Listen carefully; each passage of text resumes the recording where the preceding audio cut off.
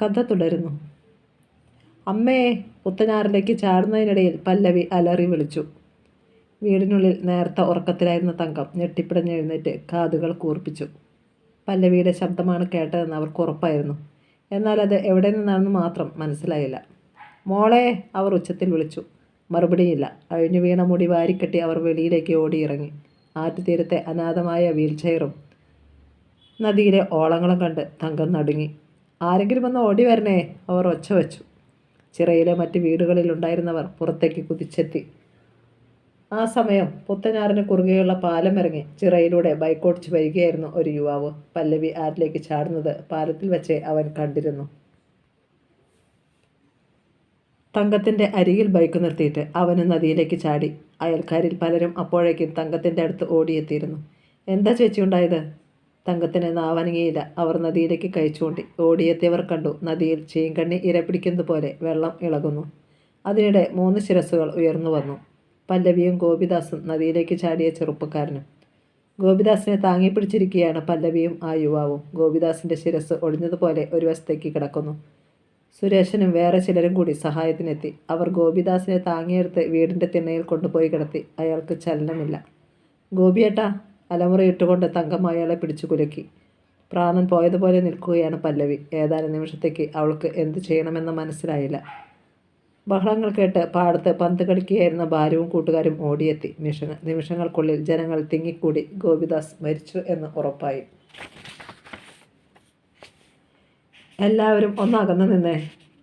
പുഴയിലേക്ക് ചാടി സഹായിച്ച യുവാവ് ഒച്ചയുയർത്തി. പിന്നെ ഗോപിദാസിൻ്റെ അരികിൽ കുത്തിയിരുന്നു. തുടർന്ന് അയാളുടെ വയറിൻ്റെ ഇരുവശത്തും കൈപ്പടങ്ങൾ ശക്തമായി അമർത്തി തുടങ്ങി. ഗോപിദാസിൻ്റെ വായിൽ നിന്ന് 2 കവിളുകളിലൂടെയും വെള്ളം പുറത്തേക്ക് ഒഴുകി. നിമിഷങ്ങൾ. അയാളൊന്ന് ഞരങ്ങി. മെല്ലെ കണ്ണുകൾ തുറന്നു.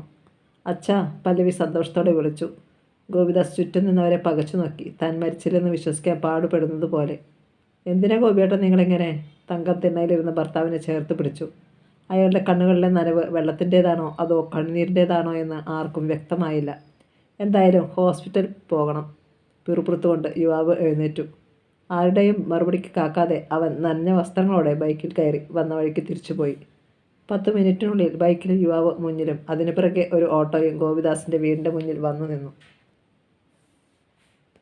ഇതിനിടയിൽ പല്ലവി നനഞ്ഞ വസ്ത്രങ്ങൾ മാറ്റിയിരുന്നു. ചെറുപ്പക്കാരനും സുരേഷനും ചേർന്ന് ഗോപിദാസിനെ ഓട്ടോയിൽ കയറ്റി. വേണ്ട വേണ്ട എന്ന് ദുർബലമായി പ്രതിരോധിക്കുന്നുണ്ടായിരുന്നു ഗോപിദാസ്. ഓട്ടോയിൽ പല്ലവിയും തങ്കവും ഗോപിദാസ് ഒപ്പം കയറി. ഞാൻ പിറകെ വന്നോളാം. ബാലു, നീ ഇവിടെ തന്നെ കാണണം. ഓട്ടോ നീങ്ങുന്നതിനിടയിൽ പല്ലവി വിളിച്ചറിയിച്ചു. അവൻ സങ്കടത്തോടെ തലയാട്ടി. ഓട്ടോ പാലത്തിൽ കയറിയപ്പോൾ അവൻ അച്ഛൻ്റെ വീൽചെയർ തിണ്ണയിലേക്ക് തള്ളിക്കയറ്റി വെച്ചു. എന്നാലും ഗോപിദാസ് എങ്ങനെ ആറ്റിൽ വീണത്? അവിടെ നിന്ന് മടങ്ങാൻ ഭാവിക്കുമ്പോൾ ജനം പരസ്പരം സംസാരിച്ചു. തലകറങ്ങി മുന്നോട്ട് ആയിപ്പോയി കാണും, സുരേഷൻ പറഞ്ഞു. പക്ഷേ അയാൾ ഇവിടെ വന്ന് ഇരിക്കാറില്ലല്ലോ. മറ്റൊരാൾ. അതൊന്നും ആയിരിക്കില്ല, ഇത് മരിക്കാൻ വേണ്ടി ചെയ്തതാവും. ദമയന്തി ഇത്തിരി ഉറക്കെയാണ് പറഞ്ഞത്. ബാലുവിൻ്റെ കാതിൽ ആ ശബ്ദം വന്നു വീണു. അവന് അർദ്ധശങ്ക തോന്നി. തന്നോട് അവിടെ കൊണ്ടിരുത്താൻ അച്ഛൻ പറഞ്ഞത് ഇതിനായിരിക്കുമോ? തന്നെ നിർബന്ധപൂർവ്വം അച്ഛൻ പന്ത് കളിക്കാൻ പറഞ്ഞു വിട്ടതാണെന്നും അവന് തോന്നി. സ്ഥലകാലബോധം നശിച്ചവനെ പോലെ ബാലു തിണ്ണയിൽ കാലുകൾ മുറ്റത്തേക്ക് നീട്ടിയിരുന്നു. ഹോസ്പിറ്റൽ. ഗോപിദാസ് കാഷ്വാലിറ്റിയിലാണ്. പുറത്തെ ബെഞ്ചിൽ തങ്കവും പല്ലവിയും തളർന്നിരുന്നു. സഹായിയായി എത്തിയ യുവാവ് തെല്ലകലെ തൂണിൽ ചാരി നിൽക്കുകയാണ്. നനഞ്ഞ വസ്ത്രങ്ങൾ അവൻ ഇനിയും മാറ്റിയിട്ടില്ല. അവനോട് ഒരു നന്ദി വാക്കുപോലും പറഞ്ഞില്ലെന്ന് പല്ലവി ഓർത്തു. മെല്ലെ എഴുന്നേറ്റ് അവൾ അവൻ്റെ അടുത്തെത്തി. ക്ഷമിക്കണം, ചേട്ടൻ്റെ പേര് പോലും ചോദിച്ചില്ല, അവൾ പറഞ്ഞു. ഒരു പേരിൽ എന്തിരിക്കുന്നു? എങ്കിലും പറഞ്ഞേക്കാം, ഞാൻ ശ്രീജിത്ത്. എല്ലാവരും എന്നെ ജിത്ത് എന്ന് വിളിക്കും. അവൻ ചിരിച്ചു. ആ സമയം തങ്ങളുടെ വഴിയെ എവിടെ പോയതായിരുന്നു? എൻ്റെ ഒരു സുഹൃത്തിനെ കാണാൻ. ആ ചിറയിൽ എവിടെയോ ആണ് അവൻ്റെ വീടെന്ന് മാത്രമേ അറിയൂ. വർഷങ്ങൾക്ക് മുമ്പുള്ള പരിചയമാണ്, അതുകൊണ്ട് ഫോൺ നമ്പർ പോലും അറിയില്ല. യുവാവിൻ്റെ നോട്ടം കാഷ്വാലിറ്റിക്ക് നേരെയായിരുന്നു. സുഹൃത്തിൻ്റെ പേരെന്താ? ഒരു പക്ഷേ എനിക്കറിയാൻ കഴിഞ്ഞേക്കും. ശ്രീജിത്ത് ഒരു പേര് പറഞ്ഞു. എന്നാൽ അങ്ങനെ ഒരാൾ തങ്ങളുടെ ഭാഗത്തില്ലെന്ന് പല്ലവിക്ക് ഉറപ്പായിരുന്നു. പൊടുന്നനെ കാഷ്വാലിറ്റിയുടെ വാതിൽ തുറക്കപ്പെട്ടു. ഒരു നഴ്സ് പുറത്തേക്ക് തലനീട്ടി. ഗോപിദാസിൻ്റെ ആൾക്കാർ ആരാ? തങ്കം ബെഞ്ചിൽ നിന്ന് എഴുന്നേറ്റപ്പോഴേക്കും പല്ലവി ഓടിച്ചെന്നു. തൊട്ടു പിന്നിൽ ശ്രീജിത്തും. ഫാർമസിയിൽ നിന്ന് ഈ മരുന്നുകൾ വാങ്ങണം. നഴ്സ് ഒരു കടലാസ് നീട്ടി. പല്ലവിയുടെ ഉള്ളൊന്നു കിടങ്ങി. തൻ്റെ കയ്യിൽ 500 രൂപയിൽ താഴെയേ ഉണ്ടായിരുന്നുള്ളൂ. അതിൽ നിന്നാണ് ഓട്ടോ ചാർജ് കൊടുത്തത്. പല്ലവിയുടെ കയ്യിലിരുന്ന് ആ പ്രിസ്ക്രിപ്ഷൻ ഒന്ന് വിറച്ചു. ശ്രീജിത്തിന് കാര്യം പിടികിട്ടി. ഞാൻ മരുന്ന് വാങ്ങിക്കൊണ്ടുവരാം. അവൻ തിടുക്കത്തിൽ ആ പേപ്പറും വാങ്ങി നടന്നു പോയി. പല്ലവി വിളറി. അവൾ തിരിഞ്ഞ് തങ്കത്തിനെ നോക്കി. അയാൾക്ക് പണം മടക്കി കൊടുക്കണ്ടേ അമ്മേ? ഞാനൊരു കാര്യം ചെയ്യാം. എൻ്റെ കമ്മൽ വിൽക്കുകയാ, അല്ലെങ്കിൽ പണയം വയ്ക്കാം. ചെയ്തിട്ട് വേഗം വരാം. തങ്കത്തിന് മറുപടിയില്ലായിരുന്നു. അതല്ലാതെ വേറെ മാർഗമൊന്നും ഇല്ലെന്ന് അവർക്ക് അറിയാമായിരുന്നു. പല്ലവി വേഗം പുറത്തേക്കിറങ്ങി. ആ സമയം ശ്രീജിത്ത് മെഡിസിന് ആയി വന്നു. ബെൽസിച്ച് അമർത്തിയപ്പോൾ കാഷ്വാലിറ്റിയുടെ വാതിൽ വീണ്ടും തുറക്കപ്പെട്ടു. നേരത്തെ കണ്ട നഴ്സ് മരുന്നുകൾ വാങ്ങി. അദ്ദേഹത്തിന് ഇപ്പോൾ എങ്ങനെയുണ്ട്? ശ്രീജിത്ത് തിരക്കി. അപകടനില തരണം ചെയ്തെങ്കിലും ഇന്നൊരു ദിവസം ഒബ്സർവേഷനിൽ കഴിയേണ്ടി വരും, നഴ്സ് അറിയിച്ചു. അമ്മേ, ഞാനിനി പോകട്ടെ. ഈ വസ്ത്രമൊന്ന് മാറണം. ശ്രീജിത്ത് തങ്കത്തോട് അനുവാദം തേടി. പല്ലവി ഇപ്പോൾ വരും, അത് കഴിഞ്ഞിട്ട് പോകാം.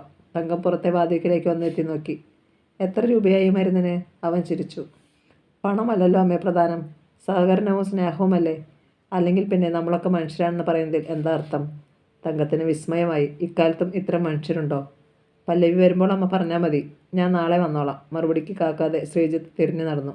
പിന്നെയും അരമണിക്കൂർ കഴിഞ്ഞാണ് പല്ലവി മടങ്ങിയെത്തിയത്. മകളുടെ ഒഴിഞ്ഞ കാതുകൾ കണ്ടപ്പോൾ തങ്കത്തിന് സങ്കടമായി. അയാൾ എവിടെ അമ്മേ? കൈലേസിൽ പൊതിഞ്ഞു വച്ചിരുന്ന പണവുമായി അവൾ ചുറ്റും നോക്കി. തങ്കം കാര്യം പറഞ്ഞു. ഛേ, അത് വേണ്ടായിരുന്നു. നമ്മൾ അയാൾക്ക് കടക്കാരനാകാൻ പാടില്ലായിരുന്നു. അതൃപ്തിയോടെ പല്ലവി തല കുടഞ്ഞു. ശരിക്കും ആരാണ് അയാൾ? നേരം സന്ധ്യയോടടുത്തു. ഇതിനിടെ ഗോപിദാസിനെ ഒബ്സർവേഷൻ റൂമിലേക്ക് മാറ്റിയിരുന്നു. തങ്കത്തിനെയും പല്ലവിയെയും ഒരു തവണ വീതം അകത്തു കയറ്റി ഗോപിദാസിനെ കാണിക്കുകയും ചെയ്തു. വാടിയ താമരത്തണ്ട് കണക്കെ കിടക്കുന്ന അയാളെ കണ്ടപ്പോൾ ഇരുവർക്കും കരച്ചിലടക്കാൻ കഴിഞ്ഞില്ല. കണ്ണ് നനഞ്ഞിരുന്നെങ്കിലും ഗോപിദാസിൻ്റെ മുഖത്ത് മങ്ങിയ ചിരിയുണ്ടായിരുന്നു. എന്തിനാ ഗോപിയേട്ട ഇങ്ങനെ ചെയ്തത്? തങ്കത്തിന് ചോദിക്കാതിരിക്കാൻ കഴിഞ്ഞില്ല. അയാൾ മറുപടി പറയാൻ ചുണ്ടാനെക്കിയപ്പോഴേക്കും ഒരു നേഴ്സ് അടുത്തു വന്നു. ഇപ്പോൾ പേഷ്യൻറ്റിനോട് ഒന്നും ചോദിക്കേണ്ട. കണ്ണുകൾ പുറം കൈകൊണ്ട് തുടച്ച് തങ്കം വെളിയിലിറങ്ങി. പല്ലവിയാകട്ടെ അച്ഛനോടൊന്നും ചോദിച്ചില്ല. പകരം അയാളെ ആശ്വസിപ്പിക്കുകയോ ധൈര്യപ്പെടുത്തുകയോ ചെയ്യുന്നത് പോലെ ആ കൈപ്പടങ്ങളിൽ അമർത്തിപ്പിടിച്ചു. അതോടെ ഗോപിദാസിൻ്റെ കണ്ണുകൾ നിറഞ്ഞു തൂവി. മടങ്ങി തങ്കത്തിൻ്റെ അടുത്തെത്തിയ അവൾ പറഞ്ഞു. അമ്മ ഇനി വീട്ടിൽ പോയിക്കോ, ഞാനിവിടെ നിന്നോളാം. തങ്ക നിഷേധഭാവത്തിൽ തലയാട്ടി. നീ പോയിക്കോ, ഞാനിവിടെ തന്നെ ഉണ്ടാവണം. പല്ലവിക്ക് ദേഷ്യവും സങ്കടവും ഒന്നിച്ചു വന്നു. ഇവിടെ വെച്ച അമ്മയ്ക്ക് അസുഖം വല്ലതും കൂടിയാൽ ഇത് പ്രൈവറ്റ് ആശുപത്രിയാ, മറക്കണ്ട. അമ്മയെ കൂടി ഇവിടെ അഡ്മിറ്റ് ചെയ്യേണ്ടി വന്നാൽ ആകെയുള്ള വീടും കൂടി വിൽക്കേണ്ടി വരും ഇവിടെ നിന്നിറങ്ങാൻ. മാത്രമല്ല വീട്ടിൽ നിന്ന വേഷത്തിലല്ലേ അമ്മ വന്നിരിക്കുന്നത്. തങ്കത്തിന് മറുപടിയില്ലായിരുന്നു. ഇടനാഴിയുടെ ഇരുവശത്തേക്കും അവർ മെല്ലെ തിരിഞ്ഞു നോക്കി. ധാരാളം ആളുകൾ അങ്ങോട്ടും ഇങ്ങോട്ടും പോകുന്നുണ്ട്. കുറേ പേർ ബെഞ്ചുകളിൽ ഇരിക്കുന്നു. അവർക്കാർക്കും തന്നെപ്പോലെ മുഷിഞ്ഞ വേഷമില്ലെന്ന് കണ്ടു. എങ്കിലും ഭർത്താവിനെ വിട്ട് വീട്ടിലേക്ക് മടങ്ങാൻ അവർ തയ്യാറായില്ല. ഇനി അമ്മയെ കൂടുതൽ നിർബന്ധിക്കുന്നില്ലെന്ന് പല്ലവിയും തീരുമാനിച്ചു. വീട്ടിലെ കാര്യം എന്തായിത്തീരുമെന്നതായിരുന്നു അവളുടെ പേടി. അത്താഴം ഉണ്ടാക്കി വെച്ചിട്ടില്ല. വല്യച്ഛനും വല്യമ്മയും മടങ്ങി വരുമ്പോൾ അതേക്കുറിച്ച് അവർ ബാലുവിനോട് ചോദിക്കും. കുറച്ച് ദിവസമായി അടക്കി പിടിച്ച് നടക്കുകയാണ് ബാലു. അവൻ എന്തെങ്കിലും പറഞ്ഞെന്നിരിക്കും. അടുത്ത ഒരു ബഹളത്തിന് അത് മതി. എന്നിരുന്നാലും അമ്മയെ അവിടെ ഇരുത്തിയിട്ട് താനും മടങ്ങുന്നില്ലെന്ന് അവളും തീരുമാനിച്ചു. ഹോസ്പിറ്റലിൻ്റെ പുറത്ത് ലൈറ്റുകൾ തെളിഞ്ഞു കഴിഞ്ഞിരുന്നു. അമ്മയ്ക്ക് എന്തെങ്കിലും ഭക്ഷണം വാങ്ങിക്കൊടുക്കണമെന്ന തീരുമാനത്തിൽ അവൾ ക്യാൻറ്റീനിലേക്ക് നേർക്ക് നടന്നു. ആ നേരത്ത് ഗോപിദാസിൻ്റെ വീട്ടിൽ പല്ലവി ഭയന്നതുപോലെ തന്നെ സംഭവിക്കുകയായിരുന്നു. മാധവനും ഭാനുമതിയും വിവാഹത്തിന് പോയിട്ട് മടങ്ങിയെത്തിയപ്പോൾ നേരം ഏതാണ്ട് ഇരുട്ടാറായിരുന്നു. വഴിയിൽ വെച്ച് തന്നെ വിവരങ്ങൾ അറിഞ്ഞുകൊണ്ടായിരുന്നു അവരുടെ വരവ്. അവർ എത്തുമ്പോൾ അച്ഛൻ്റെ വീൽ ചെയർ ഒരു പഴയ തുണി കൊണ്ട് തുടയ്ക്കുകയായിരുന്നു ബാലു. അത് കണ്ടതേ ഭാനുമതി പല്ലു കടിച്ചു. എന്തിനാടാ ഇത് തൂത്ത് തുടച്ച് വയ്ക്കുന്നത്? നിന്റെ തന്ത ഇനി ജീവനോടെ മടങ്ങി വരുന്ന നിനക്ക് തോന്നുന്നുണ്ടോ? ബാലു ഒന്ന് തിരിഞ്ഞു നോക്കി. എന്തോ മറുത്തു പറയാൻ തോന്നിയെങ്കിലും വേണ്ടെന്ന് വച്ചു. ഭാനുമതി പക്ഷേ വിടാനുള്ള ഭാവമില്ലായിരുന്നു. നിന്റെ തന്ത എന്തിനാടാ ആറ്റിൽ ചാടിയത്? ചാകാനാ? അതോടെ ബാലുവിൻ്റെ സകല ക്ഷമയും കെട്ടു. അല്ല, നീന്തി കളിക്കാൻ. എന്താ? ഇതേ ചെറുക്കാ, തർക്കുത്തരം പറയരുത്. ഭാനുമതി കൈ ചൂണ്ടി. പിന്നെ ഇങ്ങനെ ചോദിച്ചാൽ എങ്ങനെ ഉത്തരം പറയേണ്ടത്? വീൽ ചെയറിൽ നിന്ന് പിടിവിട്ട് അവൻ തിരിഞ്ഞു നിന്നു. ഭാനുമതി മാധവനൊന്ന് നോക്കി. അയാൾ മിണ്ടാതെ നിൽക്കുകയാണ്. ഭാനുമതിക്ക് ദേഷ്യം കൂടി. ദേ, നിങ്ങൾ ഈ ചെറുക്കൻ പറയുന്നതൊന്നും കേൾക്കുന്നില്ലേ? മാധവനൊന്ന് മൂളുക മാത്രം ചെയ്തു. തറ ചവിട്ടിക്കുലുക്കി ഭാനുമതി അകത്തേക്ക് പോകാൻ ഭാവിച്ചതും ബാലുവിൻ്റെ ശബ്ദം പിന്തുടർന്നെത്തി. ദേ വല്യമ്മേ, ഒരു കാര്യം പറഞ്ഞേക്കാം. എൻ്റെ അച്ഛൻ ആറ്റിൽ ചാടിയെങ്കിൽ അതിൻ്റെ കാരണക്കാരി നിങ്ങളൊരുത്തിയ. അതുകൊണ്ട് ഇനി ഈ വീട്ടിൽ നിങ്ങൾ ആരെങ്കിലും എന്തെങ്കിലും പറഞ്ഞാൽ. അവൻ്റെ ചുണ്ടുകളിൽ നിന്ന് വിറകൊണ്ടു. ഭാനുമതിയുടെ കണ്ണുകൾ പൊടുന്നനെ ചുവന്ന് കുറുകി. ബാലുവിൽ തന്നെ നോട്ടം നട്ടുകൊണ്ട് അവർ തിരികെ വന്നു. പറഞ്ഞാൽ നീ എന്ത് ചെയ്യും? എന്നെ തല്ലുമോ? എങ്കിലും ഒന്ന് തല്ലിക്കാണിക്കടാ. ഉച്ചത്തിലായിരുന്നു അവരുടെ സംസാരം. അത് കേട്ട് അപ്പുറത്തെ വീട്ടിലെ ദമയന്തി വേലിക്കൽ വന്ന് നിന്നു. ബാലുവും വിട്ടുകൊടുക്കാൻ ഭാവമില്ലായിരുന്നു. ഒന്ന് പറഞ്ഞു നോക്ക്, അപ്പോൾ അറിയാം. വെറുതെ നിങ്ങൾ എന്നെ കൊണ്ട് പാപമൊന്നും ചെയ്യിക്കല്ലേ. അവൻ്റെ പതർച്ചയില്ലായ്മ ഭാനുമതിയെ അമ്പരപ്പിച്ചു. ബാലു തന്നെ എന്തെങ്കിലും ചെയ്തു കളയുമെന്നവർ സംശയിച്ചു. അതെങ്ങനാ തന്തയുടെ മോൻ എന്ന് പിറുപിറുത്തുകൊണ്ട് അവർ ഉൾവലിഞ്ഞു. പിറകെ മാധവനും. അടുത്ത വിഷയമുണ്ടായത് രാത്രി 9 മണിയോടെയാണ്. നിന്റെ അമ്മയും പെങ്ങളുമൊന്നും ഇന്നിനി വരത്തില്ലടാ. TV കണ്ടുകൊണ്ടിരിക്കുകയായിരുന്ന ബാലുവിനോട് ഭാനുമതി തിരക്കി. എനിക്കറിയത്തില്ല. അവൻ TV-യിൽ നിന്ന് കണ്ണുകൾ മാറ്റിയില്ല. നിന്റെ കയ്യിൽ ഫോണുണ്ടല്ലോ, ഒന്ന് വിളിച്ചു ചോദിക്കേ. വല്യമ്മയ്ക്ക് ഫോണുണ്ടല്ലോ, ഒന്ന് ചോദിച്ചാലെന്താ? ഭാനുമതിക്ക് പിന്നെയും കോപം വന്നു. പക്ഷേ അവനോട് സംസാരിച്ചിട്ട് കാര്യമില്ലെന്ന് മനസ്സിലാക്കി അവർ അടുക്കളയിലേക്ക് നടന്നു. അവിടെ അടച്ചു വച്ചിരുന്ന പാത്രങ്ങൾ തുറന്നു നോക്കി. അവയ്ക്കുള്ളിൽ ഒന്നുമില്ല. ഭാനുമതിയുടെ പല്ലുകൾ ഞെരിഞ്ഞു. കൊടുങ്കാറ്റ് പോലെ അവർ മടങ്ങി വന്നു. ഇവിടെ അത്താഴമുണ്ടാക്കി വയ്ക്കാതെയാണോടാ അവർ പോയത്? ഇത്തവണ ബാലു തിരിഞ്ഞു നോക്കി. പിന്നെ അച്ഛനെ ആശുപത്രിയിൽ കൊണ്ടുപോകുമ്പോൾ അത്താഴം വയ്ക്കാനല്ലേ അവർക്ക് നേരം. പിന്നെ കുറച്ച് ചോറുണ്ടായിരുന്നത് ഞാനങ്ങ് തിന്നു. ബാലുവിൻ്റെ മുഖത്ത് ഒരു ഗൂഢമന്ദഹാസം തെളിഞ്ഞു. ഭാനുമതിയുടെ ഞരമ്പുകൾ വലിഞ്ഞു മുറുകി. അവർ ചിറി കൊട്ടി. അപ്പോൾ നിന്റെ കാര്യം കുശാലായല്ലോ. ബാക്കിയുള്ളവർ ഇവിടെ പട്ടിണി കിടക്കണമായിരിക്കും. അരിയും മറ്റും അവിടെ ഇരിപ്പുണ്ടല്ലോ, വല്യമ്മയ്ക്ക് ഉണ്ടാക്കി കഴിക്കാവുന്നല്ലേയുള്ളൂ. അവൻ പിന്നെയും TV-യിലേക്ക് ശ്രദ്ധിച്ചു. എൻ്റെ പട്ടി ഉണ്ടാക്കും. ഭാനുമതി പിറുപിറുത്തു. ഓ, വല്യച്ഛൻ അങ്ങനെ ചെയ്യുമെന്ന് തോന്നുന്നില്ല. ബാലുവും പിറുപിറുത്തു. ഒരു ദിവസം അത്താഴം കഴിച്ചില്ലല്ലേ, ഞങ്ങൾ ചത്തുപോകത്തും മറ്റുമില്ല. ഭാനുമതി തങ്ങളുടെ മുറിയിലേക്ക് പോകാൻ ഭാവിച്ചു. ഉച്ചയ്ക്ക് സദ്യ ഉണ്ടതല്ലേ, അത് ഓർത്തോണ്ട് കിടന്നാൽ മതി, ബാലുവും പറഞ്ഞു. ഭാനുമതി മുറിക്കുള്ളിൽ കയറി ശക്തിയിൽ വാതിലടച്ചു. അപ്പോൾ ആ കൊച്ചുവീട് ഒന്ന് കുലുങ്ങുന്നത് പോലെ ബാലുവിന് തോന്നി. TV ഓഫ് ചെയ്യാതെ അവൻ എഴുന്നേറ്റു. തൻ്റെ സെൽഫോണുമായി മുറ്റത്തേക്കിറങ്ങി. ഓൺലൈനിൽ പഠനത്തിനായി സ്കൂളിൽ നിന്ന് അവന് ലഭിച്ചതായിരുന്നു ആ ഫോൺ. സന്ധ്യയ്ക്ക് മുമ്പും അവൻ പല്ലവിയെ വിളിച്ച് ആശുപത്രിയിലെ വിശേഷങ്ങൾ തിരക്കിയിരുന്നു. മുറ്റത്ത് നിന്നുകൊണ്ട് അവൻ പല്ലവിക്ക് കോൾ ചെയ്തു. നേർത്ത നിലാവെളിച്ചത്തിൽ പുത്തനാറിൽ മീനുകൾ കുത്തിമറിയുന്നതിൻ്റെ ഓളങ്ങൾ കാണാം. MC റോഡിലൂടെ അപ്പോഴും തിരക്കൊഴിയാതെ പായുന്ന വാഹനങ്ങളുടെ തീക്കണ്ണുകൾ. മൂന്നാമത്തെ ബെല്ലിന് പല്ലവി ഫോൺ എടുത്തു. നീ ഇതുവരെ ഉറങ്ങിയില്ലേ ബാലു? അവൾ ആദ്യം ചോദിച്ചത് അതാണ്. ഉറക്കം വന്നില്ല ചേച്ചി. അച്ഛനെ എങ്ങനെയുണ്ട്? ഒറ്റ തവണയെ ഞങ്ങളെ കാണിച്ചുള്ളൂ. കുഴപ്പമില്ല, നാളെ പോരാമായിരിക്കും. ആ, വല്യച്ഛനും വല്യമ്മ എപ്പോൾ വന്നു? സന്ധ്യയായി. തുടർന്ന് അവൻ അവിടെ നടന്നത്രയും പറഞ്ഞു.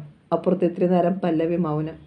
ചേച്ചി, ബാലു ഫോൺ കട്ടായതാണോ എന്ന് ഡിസ്പ്ലേയിലേക്ക് നോക്കിയിട്ട് വിളിച്ചു. എന്നാലും നീ അങ്ങനെയൊന്നും പറയാൻ പാടില്ലായിരുന്നു. ഒന്നുമില്ലെങ്കിൽ അവർ നമ്മുടെ അച്ഛൻ്റെ മാതാപിതാക്കളല്ലേ. അക്കാര്യം അവർക്കും കൂടി തോന്നണ്ടേ ചേച്ചി? എനിക്ക് തോന്നുന്നത് അച്ഛൻ ചത്തു കാണുന്നതാ വല്യമ്മയ്ക്ക് ഇഷ്ടമെന്നാ. ഏയ്, അങ്ങനെയൊന്നും ആയിരിക്കത്തില്ലടാ. എന്തായാലും ഇനി നീ ഒന്നും പറയണ്ട. രാവിലെ അവർക്ക് നീ അക്കരെ കടയിൽ പോയി കാപ്പി വാങ്ങിക്കൊണ്ടുവന്ന് കൊടുക്കണം. കൊടുക്കത്തില്ല ചേച്ചി, സ്വയം ഉണ്ടാക്കി കഴിക്കുന്നെങ്കിൽ അവർ കഴിക്കട്ടെ. അത്രയും പറഞ്ഞിട്ട് മറുപടിക്ക് കാക്കാതെ അവൻ കോൾ മുറിച്ചു. പിന്നെ പുഴയിലേക്ക് നോക്കിക്കൊണ്ട് കൽക്കെട്ടിലിരുന്നു. അടുത്ത പ്രഭാതം 8 മണി കഴിഞ്ഞ് ഭാനുമതിയും മാധവനും വാതിൽ തുറന്ന് പുറത്തെത്തിയപ്പോൾ ബാലുവിനെ അവിടെയെങ്ങും കണ്ടില്ല. ഭാനുമതി അടുക്കളയിൽ കയറി നോക്കി. രാവിലെയും ഒന്നും ഉണ്ടാക്കുന്ന ലക്ഷണമില്ലെന്ന് അവർക്ക് ഉറപ്പായി. ചില ദിവസങ്ങളിൽ ബാലു ചായയും ദോശയും ഒക്കെ ഉണ്ടാക്കുന്നത് അവർ കണ്ടിരുന്നു. പല്ല് തേച്ചുകൊണ്ട് ഭാനുമതി ചിറയിലെ റോഡിലേക്ക് ഇറങ്ങി. അപ്പോൾ ബാലു ചെറിയ വഞ്ചി തുഴഞ്ഞുകൊണ്ട് പടവുകൾക്കരികിൽ വന്നിറങ്ങുന്നത് കണ്ടു. നീ എവിടെ പോയുടെ ചെറുക്ക ഇത്ര രാവിലെ? അവർ അവനെ സൂക്ഷിച്ചു നോക്കി. സമയം 8:30ആയി. വല്യമ്മ കണ്ണൊന്ന് പരിശോധിപ്പിക്കുന്നത് നല്ലതാ. ദേ, സൂര്യനെ നോക്കിയാട്ടെ. നേർത്ത ചിരിയോടെയാണ് അവൻ പറഞ്ഞത്. എന്നാൽ കവിളടക്കമൊരടി ഏറ്റതുപോലെയാണ് ഭാനുമതിക്ക് തോന്നിയത്. രാവിലെ ഇവിടുന്ന് ആഹാരമൊന്നും കിട്ടത്തില്ലെന്ന് മനസ്സിലായി. ഞാൻ അക്കരെ ചായക്കടയിൽ പോയി നല്ല ചൂട് പൊറോട്ടയും മുട്ട റോസ്റ്റും 4 പൊറോട്ടയങ്ങ് തിന്നു. ഇനിയിപ്പോൾ ഉച്ചയ്ക്ക് ഒന്നും കഴിച്ചില്ലാലും കുഴപ്പമില്ല, കുറച്ച് വെള്ളം കുടിച്ചാൽ മതി. ഒരു പ്രത്യേക ഭാവമായിരുന്നു അവന്. അത് തന്നോടുള്ള വെല്ലുവിളിയോ പരിഹാസമോ ഒക്കെയായി തോന്നി ഭാനുമതിക്ക്. എങ്കിലും ചോദിക്കാതിരിക്കാൻ കഴിഞ്ഞില്ല. പിന്നെ നീ എന്താടാ ഞങ്ങൾക്കും കൂടി പാഴ്സൽ വാങ്ങാത്തത്? പോക്കറ്റ് കാലിയായിപ്പോയി.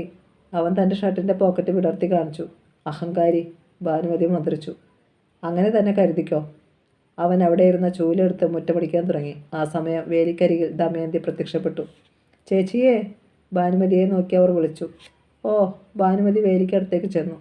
ഇരുവരും തമ്മിൽ അല്പനേരം സ്വരം താഴ്ത്തി സംസാരിച്ചു. തുടർന്ന് മടങ്ങിയെത്തിയ ഭാനുമതി മാധവനെയും വിളിച്ചുകൊണ്ട് ദമയന്തിയുടെ വീടിൻ്റെ തടികേറ്റ് തുറന്ന് അകത്തേക്ക് പോകുന്നത് ബാലു ഒളിക്കണ്ണാലെ കണ്ടു. സമയം 9 മണി. രാമങ്കരിയിലെ സ്വകാര്യ ഹോസ്പിറ്റലിൽ വീട്ടിലേക്ക് പുറപ്പെടാനുള്ള ഒരുക്കത്തിലായിരുന്നു പല്ലവി. ബാലുവും വല്യമ്മയുമായുണ്ടായ വിഷയം അവൾ തങ്കത്തിനോട് പറഞ്ഞിരുന്നില്ല. അത്രയും കേട്ടാൽ മതി, അമ്മയ്ക്ക് പ്രഷർ കൂടാനെന്ന് പല്ലവിക്ക് അറിയാം. വല്യമ്മ ബ്രേക്ക്ഫാസ്റ്റ് ഉണ്ടാക്കില്ലെന്ന് അവൾക്കറിയാം. ബാലു ഒന്നും വാങ്ങിക്കൊണ്ട് കൊടുക്കത്തുമില്ല. തങ്ങൾ അവരെ പട്ടിണിക്കിടുകയാണെന്ന് നാടുനീളെ പറഞ്ഞു നിറക്കാൻ ആ ഒറ്റ കാരണം മതി. നേഴ്സിനോട് ചോദിച്ചപ്പോൾ ഗോപിദാസിന് അന്ന് ഡിസ്ചാർജ് ഉണ്ടെങ്കിൽ തന്നെ ഉച്ചയ്ക്ക് ശേഷമായിരിക്കുമെന്നാണ് പല്ലവിക്ക് അറിയാൻ കഴിഞ്ഞത്. അച്ഛനുള്ള ചായ വാങ്ങി അവൾ നേഴ്സിനെ ഏൽപ്പിക്കുകയായിരുന്നു. ഒന്ന് കാണാൻ പെർമിഷൻ ചോദിച്ചെങ്കിലും ലഭിച്ചില്ല. ഒന്നാം കരയിലെ ഹോട്ടലിൽ നിന്ന് ബ്രേക്ക്ഫാസ്റ്റ് പാഴ്സലായി വാങ്ങി വല്യച്ഛനും വല്യമ്മയ്ക്കും കൊടുത്തുവിട്ടു. വേഗം മടങ്ങാനാണ് പല്ലവിയുടെ തീരുമാനം. ഞാൻ പോയിട്ട് പെട്ടെന്ന് വരാമേ. അമ്മയുടെ കുറച്ച് ഡ്രസ്സുകൾ കൂടി കൊണ്ടുവരാം. തനിക്ക് അത്യാവശ്യം വേണ്ട ഒരു രൂപ മാത്രം എടുത്തിട്ട് ബാക്കി കൈലേസിൽ പൊതിഞ്ഞ് അവൾ തങ്കത്തിനെ ഏൽപ്പിച്ചു. പിന്നെ പുറത്തേക്ക് നടന്നു. അല്പനേരം കാത്തു നിൽക്കേണ്ടി വന്നാലും ബസ്സിൽ പോകാനായിരുന്നു പല്ലവിയുടെ തീരുമാനം. ഓട്ടോ വിളിച്ചാൽ മുതലാവില്ല. അവൾ ആശുപത്രിയുടെ ഗേറ്റ് കടന്നതും എതിരെ വന്ന ബൈക്ക് അവൾക്ക് മുന്നിൽ ബ്രേക്കിട്ടു. പല്ലവി അമ്പരപ്പോടെ തല ഉയർത്തി. ബൈക്കിലിരുന്നത് ശ്രീജിത്തായിരുന്നു. പല്ലവിയെ നോക്കി ശ്രീജിത്ത് ഒന്ന് ചിരിച്ചു. എവിടേക്കാ? വീട്ടിലേക്ക് ഒന്ന് പോകാൻ. അവൾ പകുതിക്ക് നിർത്തി. കറുത്ത പാൻറ്റും മഞ്ഞ ഷർട്ടുമായിരുന്നു ശ്രീജിത്തിൻ്റെ വേഷം. പിന്നെ കണ്ണുകൾക്ക് മീതെ ഒരു കറുത്ത ഗ്ലാസ്. ആ രൂപത്തിൽ അവനെ കാണാൻ നല്ല ചേരുണ്ടായിരുന്നു. എങ്കിൽ പോയി വന്നോളൂ. എൻ്റെ അമ്മയെ ഇവിടുത്തെ ഫിസിഷ്യനൊന്ന് കാണിക്കണം. അതിൻ്റെ രജിസ്ട്രേഷനായിട്ട് വന്നതാ ഞാൻ. ചോദിക്കാതെ തന്നെ അവൻ പറഞ്ഞു. പല്ലവി മൂളി. പിന്നെ പെട്ടെന്ന് ഓർമ്മിച്ചതുപോലെ അറിയിച്ചു. അമ്മയെ കണ്ടിട്ടേ ചേട്ടൻ പോകാവൂ. ഇന്നലത്തെ മരുന്നിൻ്റെ പണം വാങ്ങാൻ മറക്കരുത്. ശരി. ശ്രീജിത്ത് തലയാട്ടി. പല്ലവി ബസ് സ്റ്റോപ്പ് ലക്ഷ്യമാക്കി വേഗം നടന്നു. അതിനിടെ തൻ്റെ ഫോൺ എടുത്ത് തങ്കത്തെ വിളിച്ചു. എന്താ മോളെ? അങ്ങേ തലയ്ക്കിൽ നിന്ന് തങ്കത്തിൻ്റെ സ്വരം അവൾ കേട്ടു. അമ്മേ, ആ ശ്രീജിത്ത് ചേട്ടൻ ഇവിടെ വന്നിട്ടുണ്ട്. അമ്മയുടെ അടുത്ത് വരുമ്പോൾ ഇങ്ങോട്ട് ചോദിച്ചില്ലെങ്കിലും മരുന്നിൻ്റെ കാശ് കൊടുത്തേക്കണം. ശരി മോളെ. പല്ലവി കോൾ കട്ട് ചെയ്ത് ഫോൺ കയ്യിൽ വെച്ചു. അധിക നേരം അവൾക്ക് കാത്തു നിൽക്കേണ്ടി വന്നില്ല. ബസ് എത്തി. സ്റ്റോപ്പിൽ നല്ല തിരക്കുണ്ടായിരുന്നു. വല്ല വിധേനയും അവളും ആലപ്പുഴ ബസ്സിൽ കടന്നു പറ്റി. ഒന്നാം കരയിൽ ഇറങ്ങിയ ഉടൻ തൊട്ടടുത്ത ഹോട്ടലിൽ കയറി 4 പേർക്കുള്ള പാഴ്സൽ വാങ്ങി വെള്ളയപ്പവും മുട്ട റോസ്റ്റും. അതിനു മുന്നേ അവൾ ബാലുവിനെ വിളിച്ചിരുന്നു. പുത്തനാറിൻ്റെ ഇക്കരെ അവൻ വള്ളവുമായി കാത്തിരിപ്പുണ്ടായിരുന്നു. പല്ലവി അതിൽ കയറി പാഴ്സൽ പാക്കറ്റ് വള്ളത്തിൽ വെച്ചു. ഇതെന്താ ചേച്ചി? ബാലു പാഴ്സലിലേക്കും അവളുടെ മുഖത്തേക്കും മാറി മാറി നോക്കി. രാവിലത്തേക്കുള്ള ഭക്ഷണമാ. മുന്നിലൂടെ നീങ്ങുന്ന കെട്ടുവള്ളത്തിലേക്ക് ശ്രദ്ധിച്ചുകൊണ്ട് അവൾ പറഞ്ഞു. ആ വള്ളത്തിൽ നിറയെ തേങ്ങയായിരുന്നു. വലിയ വെള്ളം പോകുന്നതിൻ്റെ ഓളമടിച്ച് അവരുടെ കൊതുമ്പ് വെള്ളം വല്ലാതെ ഉലഞ്ഞു. ഞാൻ ഇക്കരെ വന്ന് കാപ്പി കുടിച്ചായിരുന്നു ചേച്ചി, പരുങ്ങലോടെ ബാലു പറഞ്ഞു. പല്ലവിയുടെ നെറ്റിയിൽ ഒരു ചുളിവുണ്ടായി. വല്യച്ഛനും വല്യമ്മയ്ക്ക് വാങ്ങിക്കൊടുത്തോടാ? ഇല്ല. അവൻ കണ്ണിറക്കി. അതിനും കൂടിയുള്ള കാശ് എൻ്റെ കയ്യിലില്ലായിരുന്നു. അത് തന്നെ ചേച്ചിയുടെ ബാഗിൽ നിന്ന് എടുത്തതാ. തനിക്ക് മനസ്സിലാകുന്നുണ്ടെന്ന മട്ടിൽ പല്ലവി തലയാ. ഇനി പണം ഉണ്ടായിരുന്നെങ്കിലും ബാലു വല്യച്ഛനും വല്യമ്മയ്ക്കും വേണ്ടി വാങ്ങില്ലായിരുന്നുവെന്നും അവൾക്കറിയാം. വഞ്ചി അക്കരയെത്തി. ബാലു അതിൻ്റെ കയർ പിടിച്ചു മരക്കുറ്റിയിൽ കെട്ടിയിട്ടു. വീടിനുള്ളിലായിരുന്നു മാധവനും ഭാനുമതിയും. അകത്തേക്ക് കയറിയപ്പോൾ തന്നെ വാതിൽ ചാരിയിട്ടിരുന്ന മുറിക്കുള്ളിൽ നിന്ന് ഭാനുമതിയുടെ അടക്കി പിടിച്ച ഒച്ച പല്ലവി കേട്ടു. വല്യച്ഛ, വല്യമ്മേ. അവൾ വാതിൽ മൃദുവായി മുട്ടി. നിമിഷത്തിനുള്ളിൽ വാതിൽ തുറക്കപ്പെട്ടു. മുന്നിൽ കോപത്താൽ ചുവന്ന മുഖത്തോടെ ഭാനുമതി. ഞങ്ങൾ മരിച്ചോ അല്ലയോ എന്ന് പരീക്ഷിച്ചതാണോടേ? കുറ്റപ്പെടുത്തും മട്ടിലുള്ള ചോദ്യം. എന്താ വല്യമ്മ ഇങ്ങനെ? ജീവിതത്തിനും മരണത്തിനും ഇടയിൽ ആശുപത്രിയിൽ കിടന്നത് എൻ്റെ അച്ഛനല്ലേ? അവർ തൻ്റെ അച്ഛൻ്റെ വിശേഷങ്ങൾ അന്വേഷിക്കുമെന്ന് പല്ലവി കരുതി. പക്ഷേ ഭാനുമതി അതേക്കുറിച്ച് ഒറ്റ അക്ഷരം തിരക്കിയില്ല. പല്ലവി വിഷയം മാറ്റി. 2 പേര് വന്ന് കാപ്പി കഴിക്കേ. മുഖമടിച്ച് ഒരാട്ടായിരുന്നു ഭാനുമതി. ആർക്ക് വേണമടി? ഹോട്ടലിൽ നിന്ന് വാങ്ങിച്ചു കൊണ്ടുവന്ന എച്ചില്. നീയൊന്നും തന്നില്ലാലും ഞങ്ങൾ പട്ടിണി കിടക്കത്തില്ലടി. വിളറിപ്പോയി പല്ലവി. ഭാനുമതി തുടർന്നു. നല്ല സ്നേഹത്തിൽ കഴിഞ്ഞിരുന്ന അയൽക്കാരായിരുന്നടി ഞാനും അപ്പുറത്തെ ദമയന്തിയും. അതുകൊണ്ട് തന്നെ ഞങ്ങളുടെ അവസ്ഥ മനസ്സിലാക്കി അവൾ നല്ല ഒന്നാന്തരം ഇടിയപ്പവും കോഴിക്കറിയും തന്നടി. അപ്പോൾ അതാണ് കാര്യം. പല്ലവി പാഴ്സൽ അടുക്കളയിൽ കൊണ്ടുവച്ചു. എല്ലാം കണ്ടും കേട്ടും വാതിൽക്കൽ നിൽക്കുന്നുണ്ടായിരുന്നു ബാലു. ഭാനുമതി വാതിൽക്കൽ നിന്ന് പിന്തിരിഞ്ഞു. പിന്നെ മറ്റുള്ളവർ കേൾക്കത്തക്ക ഒച്ചയിൽ പറഞ്ഞു. ഇടിയപ്പം എന്ന് വെച്ചാൽ ഇന്ന് ദമയന്തി ഉണ്ടാക്കിയതാ. എന്താ അതിൻ്റെ ഒരു സ്വാദ്! കോഴിക്കറിയുടെ മണം മതിയായിരുന്നു നാവിൽ വെള്ളം ഊറാൻ. അതിനു പകരം വേറെ പലരും ഉണ്ടാക്കും. വായിൽ വെച്ച് തിന്നാൻ കൊള്ളാത്ത സാധനം. ബാലു പല്ലവിയുടെ അടുത്തേക്ക് ചെന്ന് സ്വരം താഴ്ത്തി. ചേച്ചി, എനിക്ക് തോന്നുന്നത് ആ തള്ളയ്ക്ക് ആർത്തി കൂടി ഭ്രാന്താകുമെന്നാ. എടാ ഒന്ന് പതുക്കെ. പല്ലവി അവൻ്റെ വാ പൊത്തിക്കളഞ്ഞു.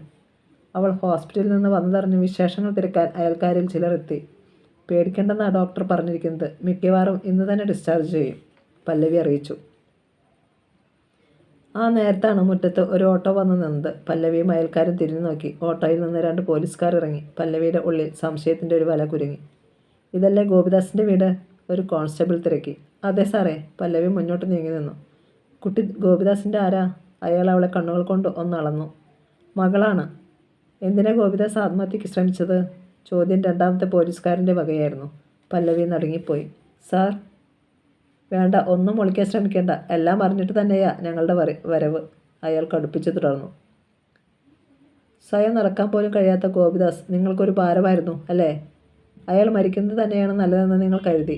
കൃത്യമായി അയാളെ ശ്രദ്ധിക്കുകയോ മരുന്നോ ഭക്ഷണമോ കൊടുക്കുകയോ ചെയ്തിട്ടില്ല നിങ്ങൾ, ശരിയല്ലേ? പല്ലവിയുടെ കണ്ണുകൾ പെട്ടെന്ന് നനഞ്ഞു. കൈ കൂപ്പിക്കൊണ്ട് അവർ അറിയിച്ചു.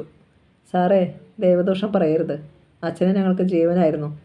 ഞങ്ങൾ പട്ടിണി കിടന്നാലും അച്ഛനെ അതറിയിച്ചിട്ടില്ല. പോലീസുകാരൻ വീണ്ടും എന്തോ ചോദിക്കാൻ ഭാവിക്കുമ്പോൾ വാതിൽക്കൽ നിന്നൊരു കരച്ചിൽ കേട്ടു. ഏവരും അവിടേക്ക് തിരിഞ്ഞു. ഭാനുമതിയായിരുന്നു അത്. കരഞ്ഞുകൊണ്ട് അവർ പോലീസുകാർക്ക് മുമ്പിലെത്തി. ബോബിയുടെ അമ്മയാ സാറേ ഞാൻ. നിങ്ങൾ പറഞ്ഞത് 100% ശരിയാ. അവൻ എങ്ങനെയും ഒന്ന് ചത്ത് കിട്ടിയാൽ മതിയെന്നായിരുന്നു അവൻ്റെ ഭാര്യയുടെയും പിള്ളേരുടെയും ആഗ്രഹം. ഭാനുമതി മൂക്കു പിഴിഞ്ഞ് ഉടുമുണ്ടിൽ തുളച്ചു. ഇപ്പോഴെങ്ങനെയുണ്ടടി ഞങ്ങൾ അറിയുന്ന കാര്യം? ഒരു പോലീസുകാരൻ വിജയഭാവത്തിൽ ചിരിച്ചുകൊണ്ട് പല്ലവിയെ നോക്കി. ഞങ്ങൾ പോകുന്നുണ്ട് ഗോപിദാസിൻ്റെ മൊഴിയെടുക്കാൻ. ഈ തള്ള പറഞ്ഞ പോലെ അയാളും പറഞ്ഞാൽ അമ്മയും മോളും പിന്നെ ജയിലില്ല, ഓർത്തോ? അയാൾ അയൽക്കാരെ നോക്കി. ഈ പറഞ്ഞതൊക്കെ സത്യമാണെന്ന് നിങ്ങൾക്കും അറിയാമായിരിക്കുമല്ലോ. ആരും അതിന് മറുപടി നൽകിയില്ല. എന്നാൽ ദമയന്തി പെട്ടെന്ന് ഇറങ്ങി വന്നു. സത്യമാ സാറേ, തൊട്ടടുത്ത് താമസിക്കുന്നതുകൊണ്ട് ഞാനെല്ലാം കാണുകയും കേൾക്കുകയും ചെയ്യുന്നുണ്ട്. പല്ലവിയിൽ അടുത്ത ഞെട്ടൽ. തിണ്ണയിലൊക്കെ കണ്ടും കേട്ടു നിന്നിരുന്ന ബാലുവിനും പരിഭ്രമമായി. ഭാനുമതിയുടെ മുഖത്ത് ഒരു വിജയഹാസം മിന്നി. അവർ ദമയന്തിയെ നോക്കി കണ്ണിറക്കി. കഥ തുടരും.